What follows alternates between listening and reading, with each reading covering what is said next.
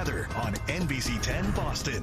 Boston's most accurate forecast. All right, everyone, 11:18 this morning. Let's get a check of your forecast with Pamela Gardner right now. PG, it is shaping up to be another one of those gorgeous days out there. I mean, it looks like it's sticking around for a while, too. Yes, it is. We march on with all this dry weather here. It's been so dry. Our lawns are starting to get crispy and crunchy. The foliage, it's starting to pop some color out there, and some leaves are prematurely falling from the trees because it's getting so dry and crispy. But it's interesting, though, our official drought monitor, which has been updated since all the rain we didn't have on Tuesday, the map came out this morning, and we're virtually unchanged from last week, even though it is really, really dry out there. So we have abnormally dry conditions across parts of the Merrimack Valley and the New Hampshire coast, as well as Nantucket. So similar to what we experienced last week. But we're in the midst of your driest stretch on record for Boston, 22 days and counting. The #1 spot, 44 days long, with the end date being November 21st of 1924. In more recent memory, 1999, we had 37 days with no rain recorded at Logan Airport.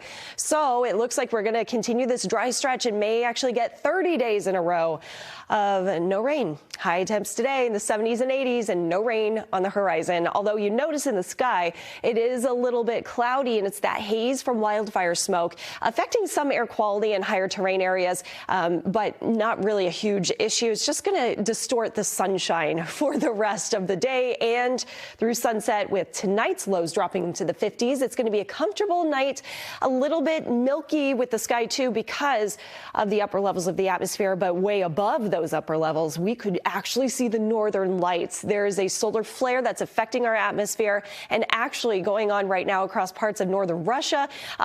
They can see the aurora right now, and it is brilliant. We actually have a pretty strong storm going on. So moderate storm tonight into Friday morning. It's worth a look. I'll be looking for it in the night skies. Saturday, then it's still quite active.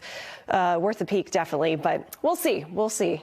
And tomorrow's highs in the 80s. In the afternoon, it feels like summertime yet again. So we're 81 today, 84 for tomorrow, and right around Cape Cod and the islands. So comfortable with minimal humidity for the next several days as well. As we look to the south, there's Francine, the tropical depression. Tons of rain down there, but here, nothing. So we do have a little weak system moving in from the north and across the mountains in the North Country. That's where we have our best chance for a sprinkle at best. Little weak boundary moves through, and this may increase our cloud coverage for early tomorrow morning. And then in the afternoon, a pop-up shower or thunder shower, really dependent on how much moisture we get and if we can get those to pop. But through sunset, then we're drying off, and here's high pressure, keeping away any additional showers or storms.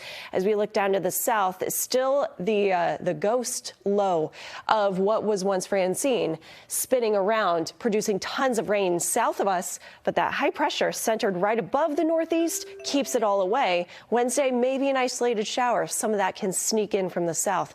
Till then, it's bone dry as we go through the next several days. Colton, I didn't mean to make any Halloween references, but yet I did. I made two as I've started to decorate my home. Well, you know what? It's never too early, Pete. No, never. By the way, Pamela was just talking about the leaves out there, and with that, everyone, it's a good reminder. Leaf peeping season is upon us. Up in Maine, the first foliage report came out yesterday.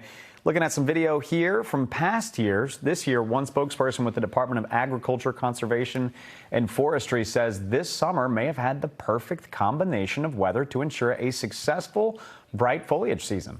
We're expecting to see peak conditions in northern Maine during the last week of September.